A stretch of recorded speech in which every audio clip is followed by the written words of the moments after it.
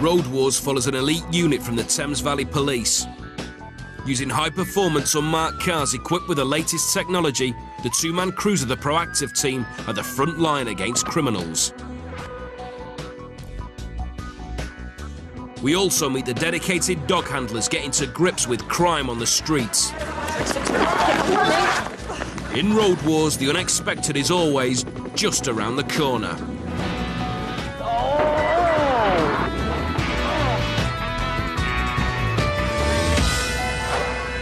Midday, High Wycombe Nick and Chris Piggott and Simon Ills, Tango Victor 3-1, are spearheading a sting operation. There's been a spate of smash-and-grab thefts from cars. A police unit think the thieves are about to strike again and have spotted them cruising this retail car park. There to head any arrest, Chris and Simon move in closer as they're fed the latest info. Just had an update that the vehicle is being followed into a retail park where obviously the suspicion is that it's going to commit some sort of car crime in there. So we're just trying to make down to the right location to get ourselves into a position in case they want us to put a strike in on the vehicle. Here we go. It's a finely tuned operation as the cops have to wait for a crime to be committed before they strike. Right, we're going to get comms now, mate, so we're obviously getting... We just had an update to say that these lads are still in the car park and they're now paying particular attention to vehicles, so it looks like we're game on for them whenever they decide. About 5 behind you. It's only here, isn't it? Retail park's here. Suddenly, the watching team say the job's on and the crooks are escaping in their own motor. But stopping fleeing vehicles is what the proactive team do best. Get ready to move in. Yeah, they've got some state of offence. We need to move in, boys. He's gone up there, mate. He's gone up. Right, go. Yeah, go. I've just seen the Renault go up, right up there. If the team lose them now, it'll be an entire day wasted. 3-1, we're behind 3-6. The silver car is the target. Time to strike. In.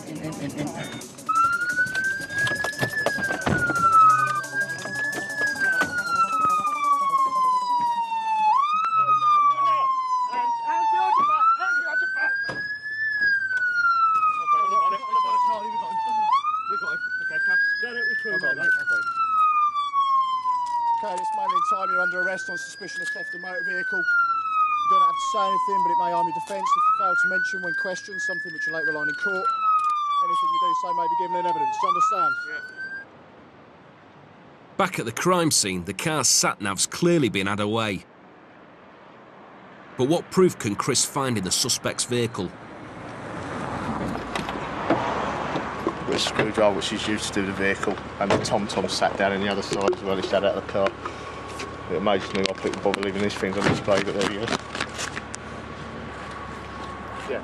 Let me just move this. Recently, there's been a massive increase in the thefts of sat-navs. They're easily carried and quick to sell on.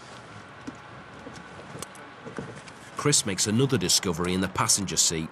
Obviously quite heavy drug users. They've got a lot of needles and sterile swabs, obviously both injecting. And they've got that kind of rude or detrimental to them, but they've got that heroin addict look about them. Another needle box. Yes, yes. Banged to rights and caught red-handed, was found guilty of stealing the tom-tom and was sent down for 16 months. His mate was convicted of trying to steal another tom-tom and sentenced to 28 days in jail.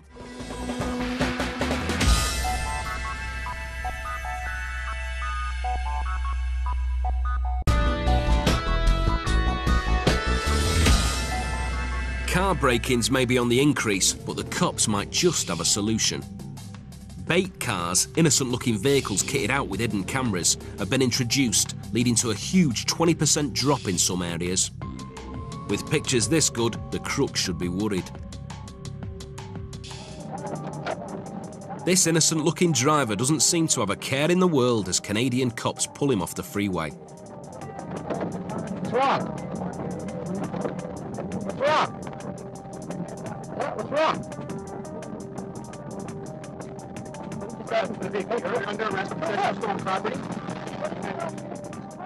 You'll have a really hard job convincing officers he's innocent when he's on camera stealing their trap car.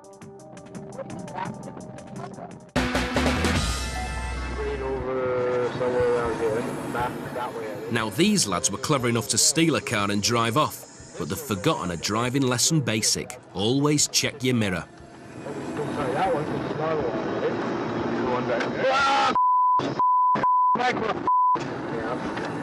Give me the insurance papers, man. Oh,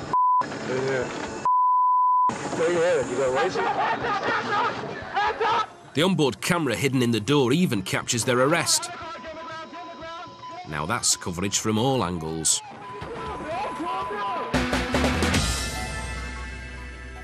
This Canadian car thief is struggling with two problems.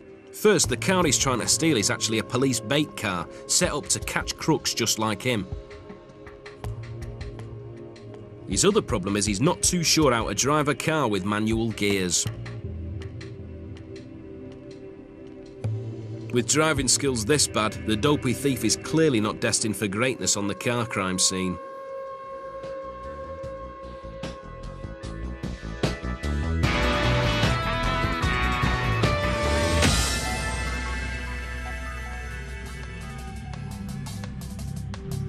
Sometimes getting stuck in early can make all the difference when tackling car thefts. In Milton Keynes, Simon and Chris are responding to a 999 call about two men acting suspiciously around a parked car. You know who this is? I pointed him out on the... Hello, gents. What are you gents up to then? Why? Because I'm asking you. Okay. We're actually waiting for my pal to come down in a minute. Right, okay. Which car's yours? The blue Beamer the men are leaning on isn't theirs. It's Mr. isn't it? Yeah. That's it. You remember me? Yeah, I've got a long memory, mate. Not wanted for anything at the moment, are you? No? If the men are up to no good, they'll be carrying some telltale tools. Chris spots a screwdriver. You just picked it up off the floor. Yeah. I just picked the both up. Take your hands out your pockets and you. Put them where I can see them. Oh, yeah, like, yeah. So one of these cars belongs to one of you, does it? So what were you doing in this one then? We're trying to find out who owns it. He's way off running around now, trying to find the keys right now. Stay I'm here. not going anywhere. I know you ain't. Show you I've been talking to that lad in there. Right, okay. Yeah. Just took his dog for a walk. And he said it's been abandoned. So what's all this about? Hey? What's this about? We've had report 2 males acting suspiciously around an abandoned vehicle. That's why we've come to check you out, my friend. All right. We were acting suspiciously, apparently. That looks suspicious. Don't walk towards him. Billy, Just Billy, walk away. Billy. The cops obviously think he does look dodgy and decide to search him, whilst other officers make inquiries about the car. Got anything in your pockets that's going to cause me any harm? Any sharps, anything like that? No. Okay, just keep your hands out of them for us I'm just then. making sure there's nothing of any... Okay, mate. On second thoughts, he fesses up to something in the tin. There's a little tiny bit of puff in the tobacco tin. Well, yeah, I'll deal with that in a second then. Driven it here, mate. Witnesses say the men were inside the BMW before the cops arrived, but Chris thinks it's not a crime as the vehicle's been abandoned. Even so, he's still not happy. I mean, they've gone into that to nick stuff out of it, but we're not going to ever get the fence home on it. Listen, my friend, at this moment in time, you're under arrest possession for controlled substance, OK? You don't have to say anything that may harm What, a defence. Do spliff? not mention when in question. Something which you like rely on in court. Anything you You're do say arresting me moving for a evidence. I certainly am. I ain't been uncooperative. OK, no, but you got it on you. The reason you're being arrested, OK, is to need to obtain evidence by way of questioning, my friend. Fair enough. Carry on. OK, can you sign this lady's form now? No. I'm signing nothing for you. Right. Excuse me, I haven't got all my property. Do you mind get your hands You know, open? back in a minute. No, you sit in the car, my friend. Don't play games with me. It's arrested you. It's simple as that. Yeah. Now sit down. No.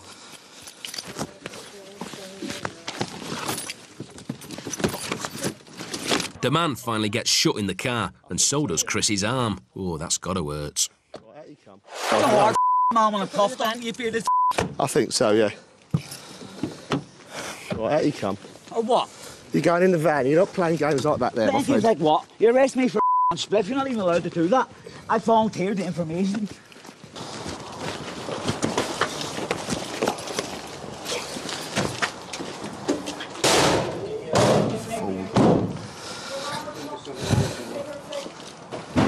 A Couple of minutes and the van is meant to calm the leery bloke down, but he's having none of it. What, this one? No, not that one. The concrete. Bye-bye. You're do you know that? Yeah, I know that, thank you. It's a lesson in anger management. Chris and Simon know there's been no crime with the car and were planning to give the bloke a warning for the drugs. But his temper's got the better of him and he's carted off to the nick. What a donut. The male that we found with the drugs on him would have been suitable for street intervention caution. However, his attitude when he was placed under arrest by Chris deteriorated rapidly and he had to be placed in the back of the police car. He then obviously kicked off in the back of the car and for his own safety and everybody else's, he was transferred into the van and brought back to the police station. We subsequently found out that he's got 43 previous convictions for criminal offences, a whole range of different offences. However, being that there were no drugs offences contained within that, we are now able to give him the street caution now that he's calmed down and he's compliant. So that's what's happened. He's received an official street caution for the offence of possession of cannabis and he's now been released from custody.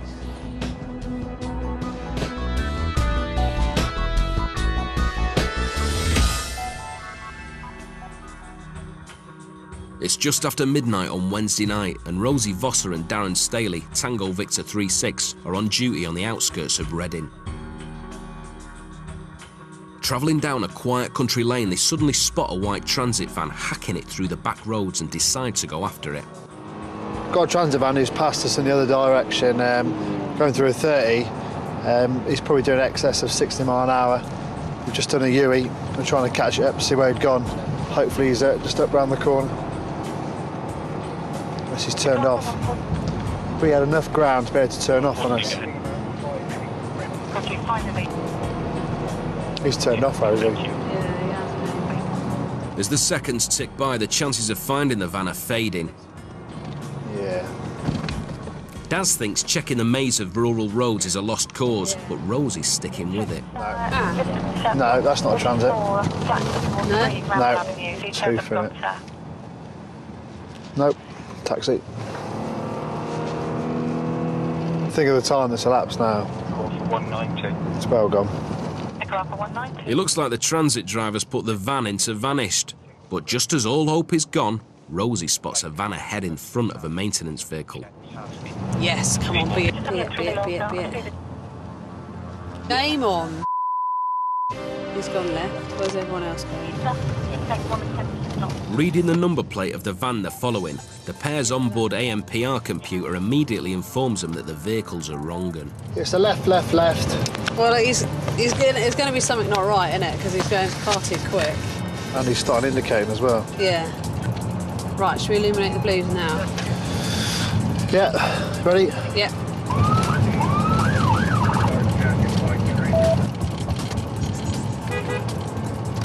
B7, we got a vehicle failing to stop.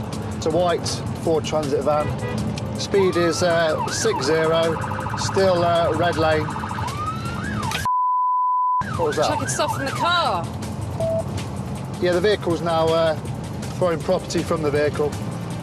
In a desperate attempt to lose the coppers, the van's occupants have resorted to chucking debris at the pursuit car in the hope that it'll damage it badly enough for it to stop. They are chucking stuff. They are chucking stuff, definitely. Hello, we've confirmed town, please. That looked like a brick, that. Maybe they want to make their car lighter and faster to give it a better chance of escaping the cop car. Then a right onto a dirt track. It's going to be decamp. Decamp. The doors are open. The crooks dump the wheels and take to the heels. Guys, move! Yeah, two males, both IC1. On the dirt track into the dark. All Daz can see in the darkness is the white shirt of the man he's after, but it gives him something to lock onto. 3-7, we need a dog. Get on your feet! Now! Get on the floor! Now! Put your hands behind your back.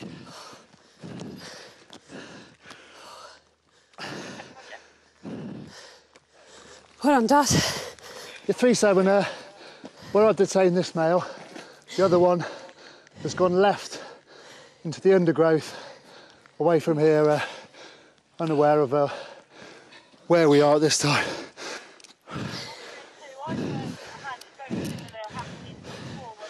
Right, mate. You're under arrest at this time. I need to get back to the car. Train to stop. All right, you do not have to say anything.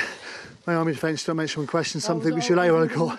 Anything you do say may be given evidence, okay? All right, up to your feet, ready? Yep.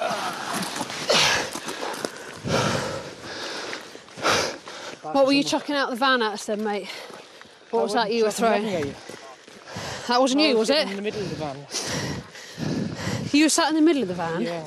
So who was sat on the passenger side of the van then? Ivan was. Ivan? Yeah, the older fella, yeah. He said I wasn't drinking tonight. So only 2 people came out of the van? No, it was 3 people come out of the van. Only 2, buddy. No, it was 3, mate. Don't forget we've got the video. Trust me, there was 3 of us in that van. But as they get back to the van, there is a third man. Cops never even knew he was there, and he's not too sure where he is either. Hello, mate. What's going on here then? I was here. I was here. Is that happened? What? What's that? I was here. Right, until we can identify who the driver was at the moment you're under arrest on suspicion of failing to stop, you don't have to say anything with my harm defence. You don't mention when questioning something later on in court. Anything you do say may be given evidence, do you understand? Did you get the driver? Did we get the driver? No. The 2 men Rosie and Daz have stopped are arrested as possible suspects, but later released without charge after the pair realised the man who did all the crazy driving is actually the one who got away. Still, he'll have to pay a heavy price. He may have got his freedom, but the cops have got his van. It's wanted in relation to stealing petrol, and further checks reveal it's linked to a spate of vehicle thefts. Not anymore, though. The police stick it on the truck and keep it as evidence.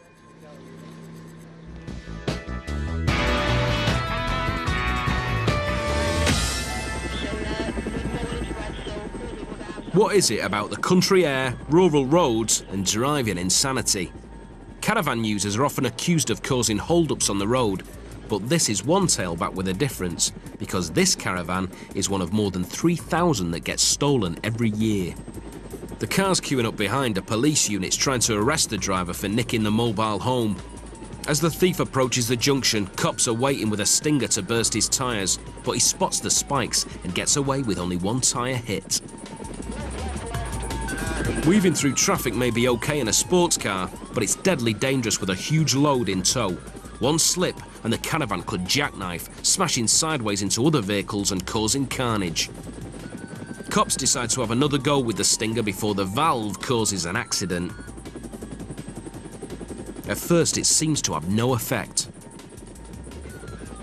But the stinger has done its job, and with both tyres now flat, the vehicle is almost impossible to control. Busted. The driver never got his caravan holiday after all. He was jailed for 21 months for theft, driving when disqualified, dangerous driving, and having no insurance. Not a happy camper. A stranded driver on the M4 has called in a recovery truck to get him back on the road. He must have been in a hurry to get going though, because when the breakdown lorry turned up, he nicked it and drove off. But the rushing robber didn't know the truck he'd pinched has a tracker in it, and now he's got 4 cop cars and a chopper for company. He tries to manoeuvre away from the cops, but they stick with him. Eventually, our hapless hijacker is forced onto the hard shoulder and gives up. Silly trucker. Phoenix, Arizona, and a stolen bin van's about to meet a messy end.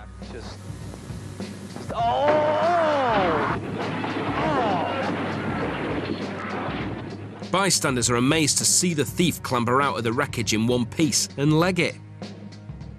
But one eyewitness decides to get stuck in, and both men swing for each other. Finally, the driver is banged up against the bushes as the cops arrive.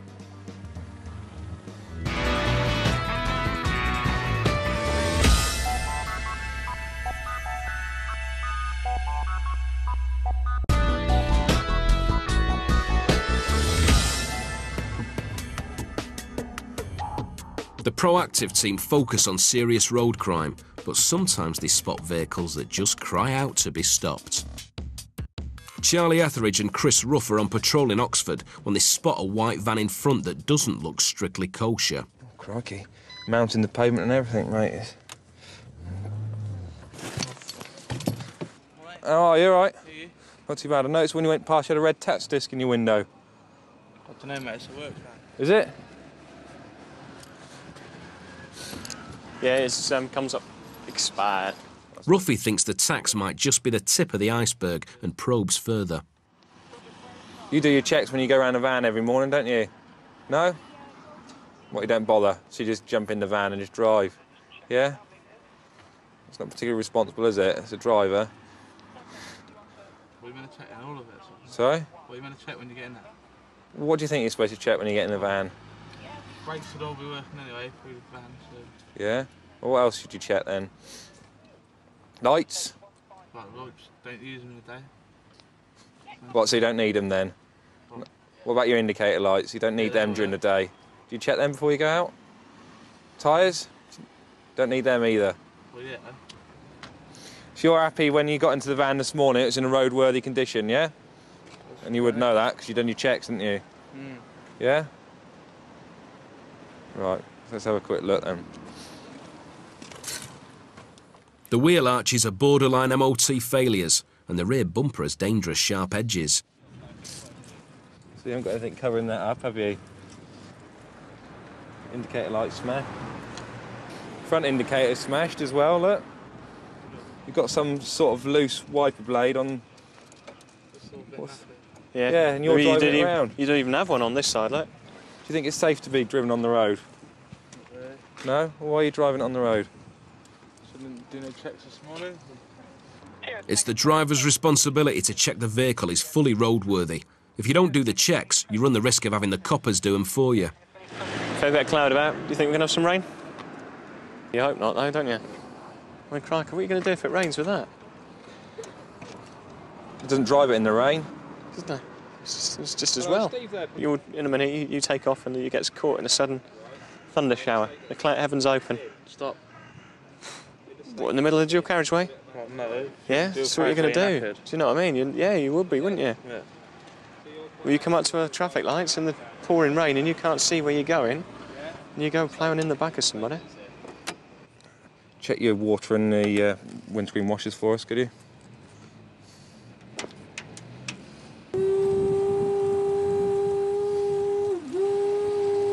No? Didn't think about checking that before you got in. Do your windscreen wiper for me. There we go.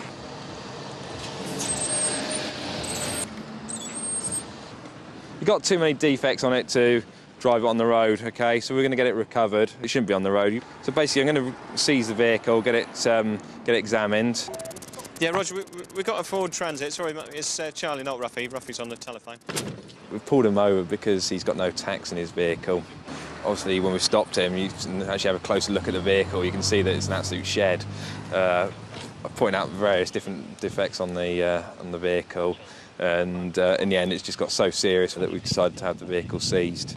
The driver and his boss were summoned to court to explain the condition of the van. An understanding magistrate dismissed all charges due to lack of evidence.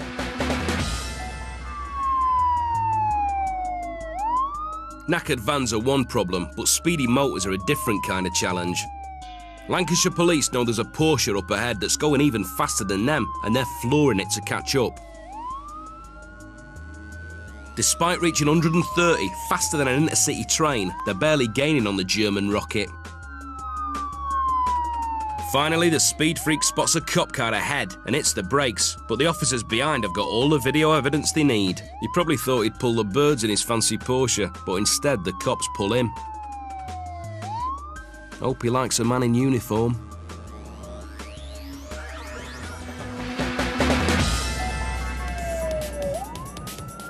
Officers want to talk to the driver of this silver Merc, but when they try to pull him on the motorway near Preston, he shoots off. Ignoring all the rules of the road, he steams up to 116 and then turns off.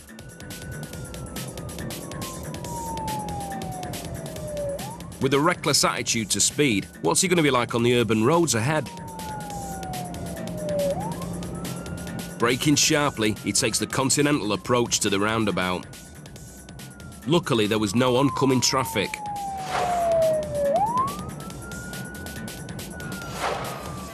Heading for the centre of town, he smashes the speed limit in a residential area and surprises these road users waiting to turn right by undertaking them flat out in the wrong lane. The speed camera flashes, but the desperate driver's not about to stop now. Even the threat of oncoming traffic at the red lights doesn't faze him.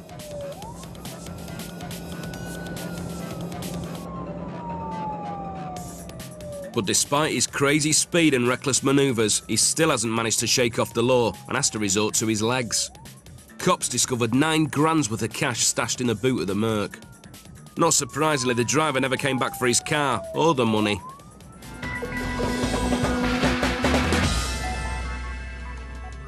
An unmarked cop car between Preston and Blackpool is recording front and back views of the vehicles around it.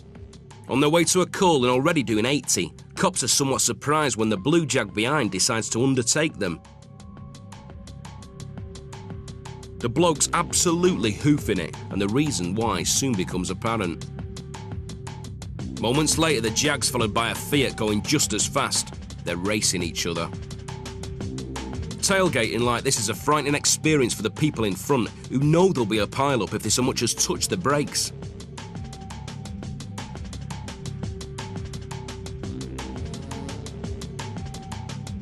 Desperate to catch up with his racing buddy, the losing driver tailgates again and bullies any other road user in his way.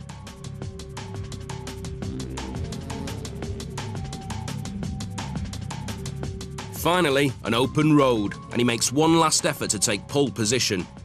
In fact, speed is a contributing factor in 29% of fatal accidents across Britain, yet this bozo takes his motor up to nearly 130 just to catch the Jag. What the reckless racers fail to realise is that officers in the unmarked car are calling him back up to nick them both. Finally, the Fiat catches his racing rival as they pull off the motorway. But it's still not the final lap, and they continue their unpredictable antics. Using the hard shoulder as a fast lane, the Jag harasses yet another driver, and the cops decide it's game over. Half a lap ahead, and the Fiat driver is also collared.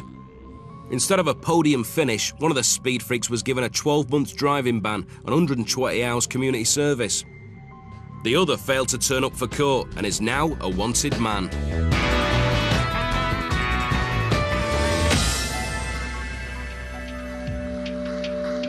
Having no regard for the rules of the road isn't just limited to drivers who like to put their foot down. It's late morning in Milton Keynes, and Simon and Chris spot a fancy motor that their ANPR doesn't like. No licence? I'll pull him over here. It's a Mercedes AMG SL55 worth £100,000, missing a tax disc worth 160 quid. Right, have you got some ID on you? Is it your car, take it? The chap says his bosses own the car and arrange the insurance, so Simon gets on the phone to check.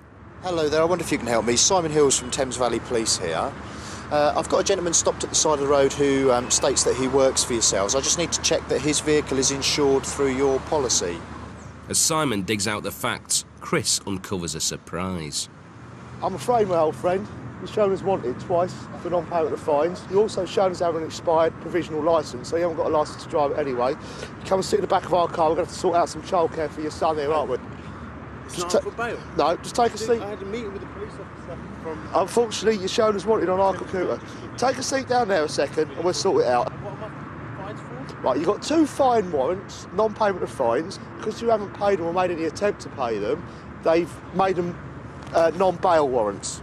So I've got no choice but to take you to the police station and convey you down to Uxbridge, I'm afraid. So it's £100,000 worth of motor with no insurance and no tax, and an unlicensed driver who's wanted for non-payment of fines. Simon gets back to the bloke's bosses. Unfortunately, I've got some bad news for you. We are seizing the vehicle under Section 165 of the Road Traffic Act because it's uninsured and also the driver has no licence. Lovely. Cheers then. Bye-bye. He's coming back to the police station. We'll find suitable care for his little one, obviously, and who's going to be one of our main priorities, is making sure the little one's okay. And the vehicle is being seized under the powers that it's got no insurance and driver's got no licence, so that is an expensive loss. But there we go, one of those things, I guess. Bad news for the driver, but good news for Simon. It seems there are some perks on the job. I get to drive an SL55. This is like flying an aeroplane. You are clear for takeoff. Runway 15, wind is slight. But see if this makes you laugh. Accidents involving uninsured drivers cost a staggering £500 million a year. And that's paid for out of the premiums of honest road users like you and I. We'd all like a lovely car like this, and I'm sure we'd all tax it, insure it. Unfortunately, he's failed to do that, and he hasn't got a driving licence. He's got a provisional licence which is expired, so we seized the car. He'll go to court for those offences. He also owes Uxbridge Magistrates Court some of about £650, so we've arrested him for that. We're going to arrange for that money to come in. Once he's paid that money, then obviously he'll be released to go on his way. The vehicle's owners can only get their luxury motor back when it's fully insured, and once they send a driver who's actually passed the test.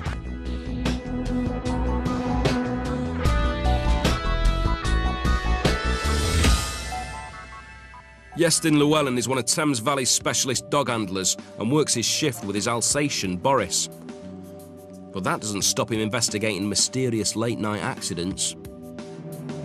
The police advise drivers never to leave the scene of a crash without notifying somebody. But in Royal Windsor, someone's done a runner from a car smash, and Iestyn's called in to sniff around.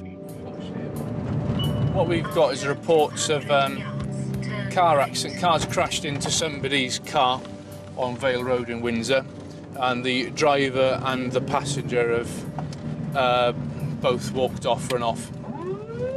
So what we're going to do now is go down that way now and see what we can find.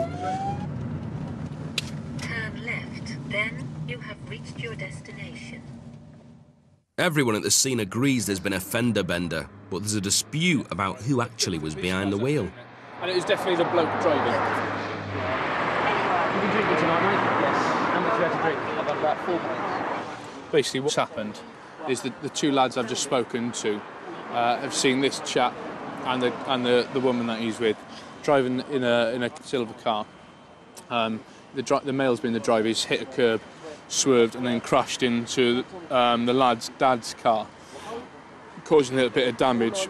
The dad's come out and challenged them, and they've walked off down here, where they've stopped by officers from the Tactical Firearms Group. So they're just going to stop and speak to them. I think because they've been identified as the driver and the passenger, what we will do is require him to provide a specimen of breath shortly, just to see how much he's been drinking, and we'll take it from there. Well, the bloke's protesting he's completely innocent. He's insisting that it was his sister-in-law who was in the driving seat. I weren't driving, she dropped the keys, I swear now, mate. That's what we've been told, he drove. I was not, who told you that? Was the two little kids told you that? I've got a passenger seat, mate, I swear. Unfortunately, mate, people do lie to us, don't they? Yeah. All right? Yeah, and I've just witnesses. And I've just explained to you, mate, haven't I? I've just explained to you, all right, that if I let you go, okay, and then we find out you're driving like tomorrow, there's no evidence, because any alcohol that's in your system will have been gone, okay? I swear, right. So we need to get you back in. Yeah. We need to get you on the breathalyzer. Yeah, but why do I need a breathalyzer if I weren't driving? Because I've got reasonable grounds to suspect that you were driving, mate. She threw the keys, mate. Come on. Oh, phone her other half in Slough, and he'll tell you she was driving. I told her not to drive because she's had too many drinks. Can't take fingerprints off the steering wheel. Prove it's her and me. Just, you know what I mean? Come on, that will prove, wouldn't it? Can't you just do that? No, mate, it doesn't work. It doesn't work like that. What's happening? The chap now being chivalrous and being a gentleman is pointing the finger at the female as the driver, and not being very polite about saying it.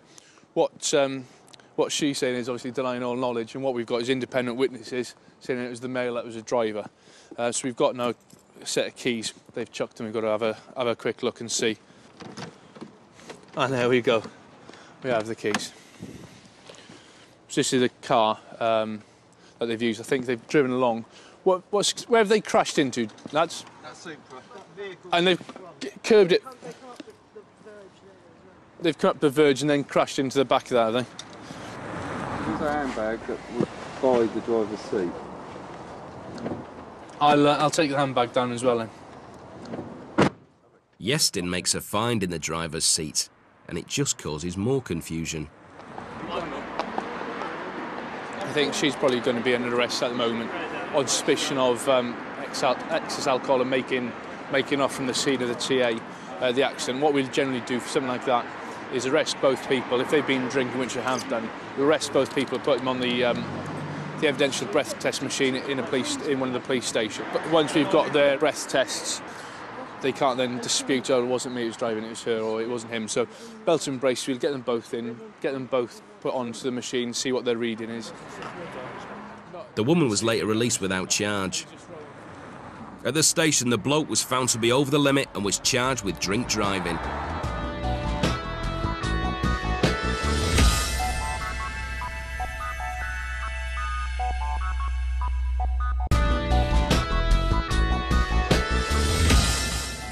Helen Lacey is another crack dog handler from the Thames Valley. Come on now, because we haven't got time to play with that and come back. Her dog Bonnie is one of the site's most feared by criminals and a prime tool in fighting crime.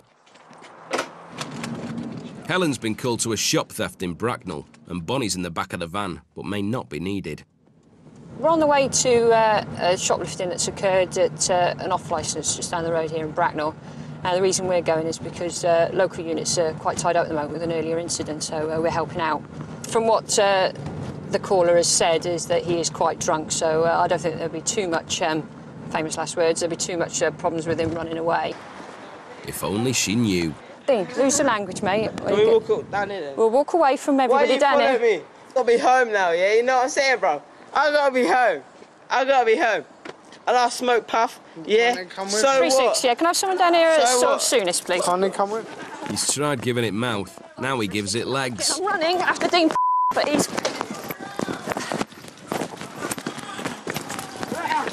Yes, yes.